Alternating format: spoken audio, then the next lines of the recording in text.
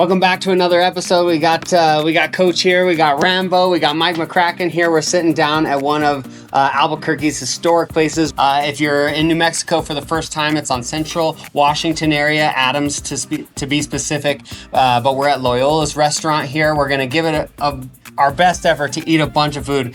Everything came out. It's all on the table now, and it's looking like a whole bunch of carbs for me and Coach here. It's gonna be tough to put down.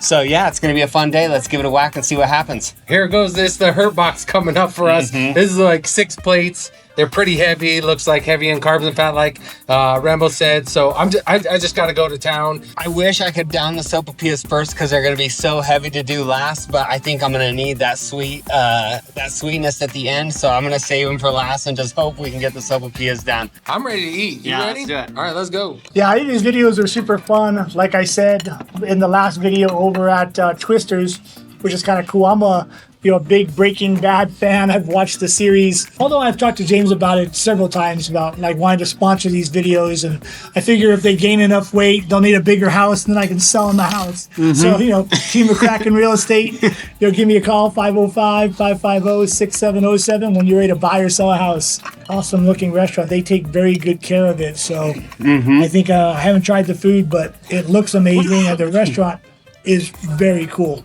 This chorizo burrito is top notch. It's so good. Yeah, if you haven't watched too much of the series with Breaking Bad, or if you are a Breaking Bad fan, it's actually, I think it's season 4, episode 6, when they meet. Actually, Mike Ehrmantraut and Jesse meet at this restaurant. It was actually one of the episodes where Mike and Jesse were staking out a house after the meth was stolen from Los Pollos, and they were sitting out front waiting for the meth guy to come out or something, and Jesse took it upon himself to go to the house and get the meth head out of the house by doing meth head type stuff. So he started digging a hole outside the front of the house, and the meth guy came out. He's like, "Oh, what are you doing out here?" He's like, "You know what I'm doing." And he's all, "Oh yeah, I do know what you're doing." He's like, how deep do you think it is?" He's all, "I don't know, probably 7 feet or so." And they just started digging a hole. And Jesse went inside and basically helped Mike disarm the guy that had the meth. And after that, they came here. Mike took Jesse out to the restaurant to eat some food.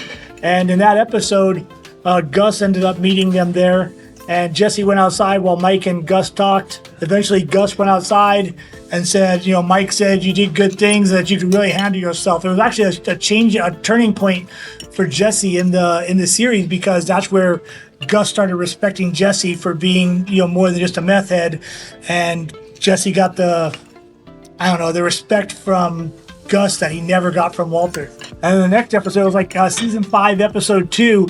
And that's where Lydia met Mike here. Lydia worked for that German company when they were going to start selling, because Gus was already dead now, and they were going to start selling meth overseas. And Lydia met Mike here and was saying that she wanted him to kill the 11 employees of Gus. And Mike was not having any of that. He wasn't going to kill his guys. So it was really another turning point of the series when the meth started being distributed worldwide. And then also as in part of the Better Call Saul series too. Pretty much this was Mike's office. Los Pollos was Gus's office. The lawyer's office was Saul's office, or Jimmy's office. And Walter's office was like the super lab or at his house. So everybody kind of had their own spot. But when meetings were happening here, it was a big point in any of the series, whether it was Better Call Saul or Breaking Bad. It was actually big decisions being made.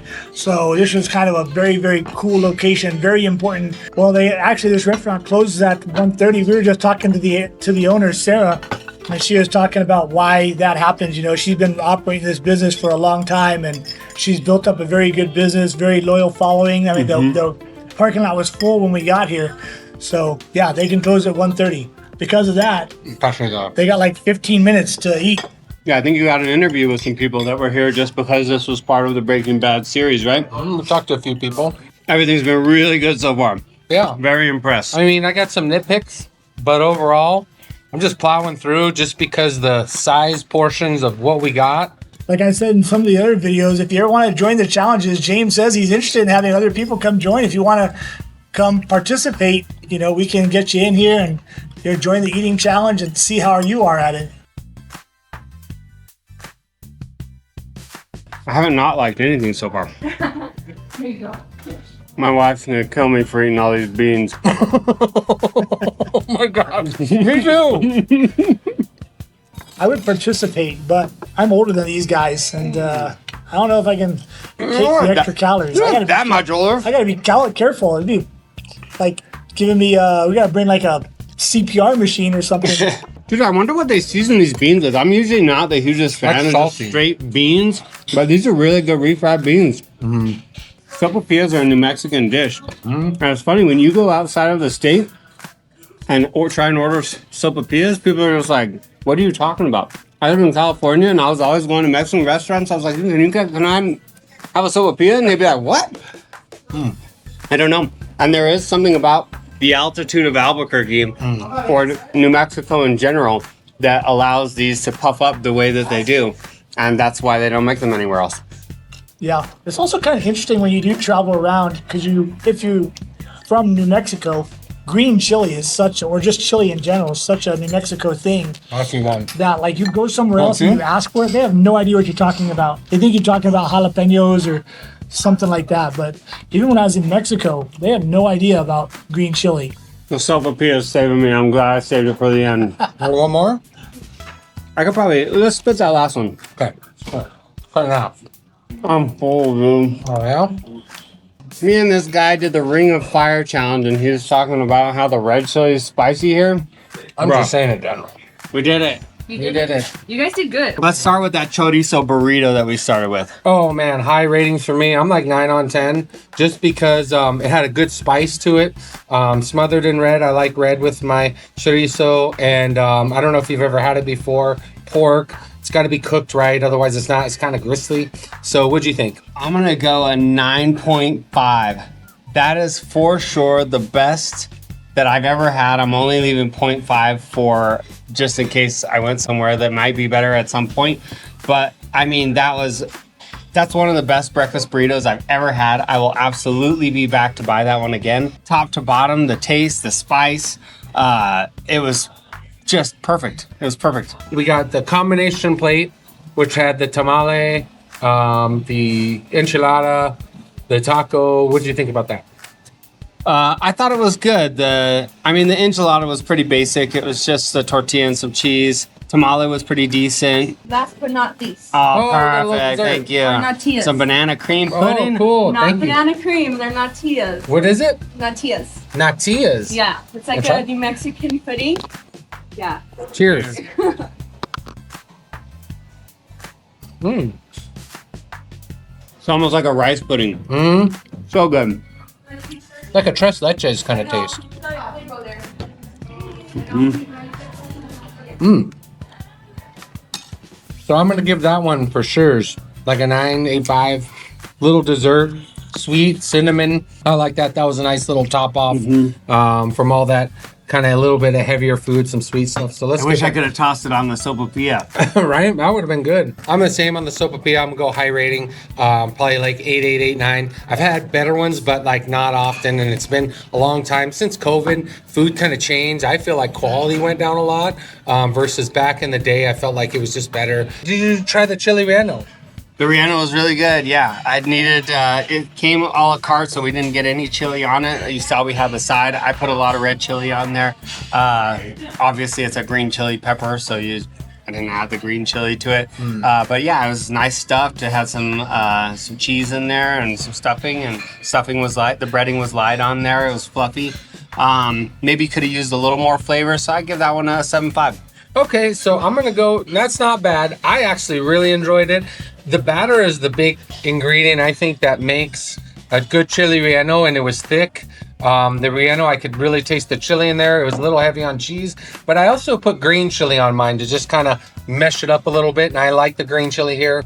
Real quick on the chilies, they had a good spice. So if you like green, like red, I highly recommend putting them on the side, just because if it's doused on there and you don't really like it, or for out-of-towners, when it's too spicy, oh man, they pay the price for that, I've heard. So get it on the side if you're visiting New Mexico. Oh no, Rambo's in. He's hurting. The sopapillas are expanding in my stomach as we speak. All right, I'm trying to think. We had the steak too. What did you think about that plate?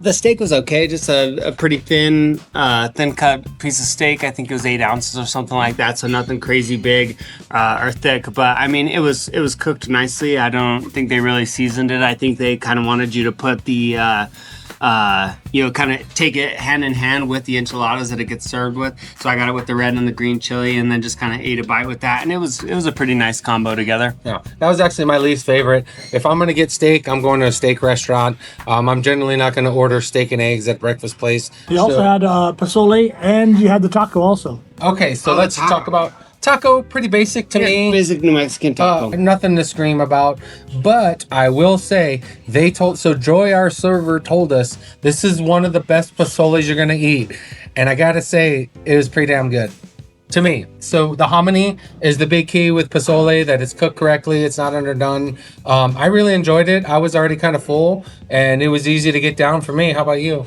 I'm not a big pozole fan unless it just has a ton of flavor in there.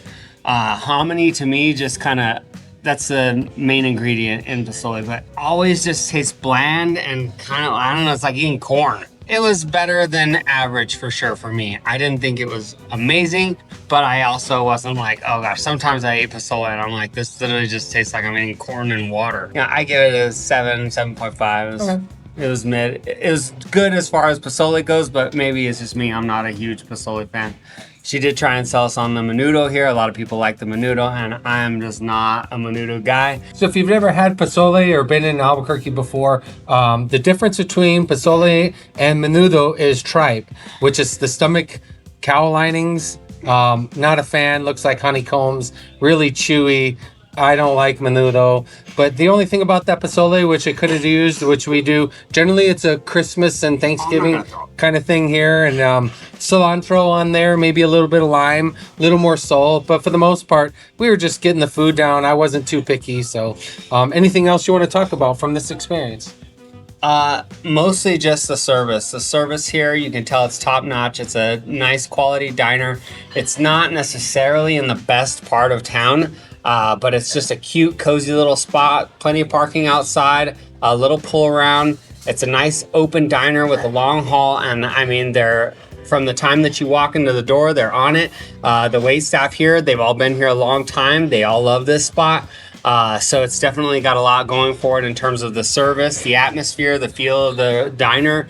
I'm actually a little bummed that I wasn't, that I've never been to this place before, having been a New Mexico local for so long. Yeah, I mean, it's a quality spot in terms of the service, the atmosphere, all that kind of stuff, plus all the Baking Bad stuff, which Mike went over, which is great. Yeah, I think it's a really cool location too. If you look around, just looking at the restaurant, it kind of is set up like an old Denny's or something, but they've been here for 40 years, so I don't think it is, but it's really clean. It looks like it's really well ran. And we were talking to the owner, Sarah, and she says it's actually for sale. So if you know somebody that wants to buy a Breaking Bad restaurant or a restaurant that's used in Breaking Bad, come check it out. It's a very cool location. She also says they do get a lot of tourism here from overseas where people come and check it out. So it's very popular amongst the Breaking Bad and Better Call Saul people. So yeah, come check it out. It's a cool place. Our waitress Joy was awesome, very accommodating. Sarah, again, thanks to her for letting us shoot film here and be a part of this. So that's all I got. Till the next one. And thanks to Mikey. And McCracken. Call Mikey. When you're ready to buy a house, Best give me a realtor in call. town. Team McCracken Real Estate. There we go. All right, till the next one. Take care. Peace. I guess. All right. Okay, so I own the gun shop across the street. I've been eating here ever since Sarah opened the place. It absolutely has the best Mexican food in Albuquerque. Awesome. Yeah, we came here to try out the food here, but mostly because we wanted to take the picture of the Breaking Bad where Mike sits in this corner, and I think it's almost the same exact spot. Yeah. Hi. Oh, I came to Loyolas restaurant because I saw it on Breaking Bad, and I really wanted to keep living the experience of this show. And I really like the food. It's really good, New Mexican food, and I felt like I was in the series. Okay, my mother and I started, my mother started in 1983 at the Dianza Motor Lodge. She was there 7 years. This came available in 1990, and that's when my mother and I went in partners in this restaurant. So we've been here 36 years. My mother started in 83 with nothing. She started from nothing, and that's how she built her clientele, was her personality and her good food. My mom's legacy has meant a lot to me. That's why I have stayed here. It's important for me to keep it on. And now we have the restaurant up for sale.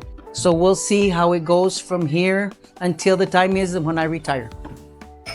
Okay, my name is Joy. I've been around this restaurant for in and out of 8 or 9 years now. Personally, I am sad to see this go. My favorite thing here is definitely the customers. I love all the customers. They're all so sweet and I'm gonna miss them the most. Food, I wish I could cook like this at home and I really love it. Like there's really anything I can say bad about it. Service, my boss is amazing. I don't know, it's just a fun place to be. You know, I'm sad to see it go, but happy to move forward, so.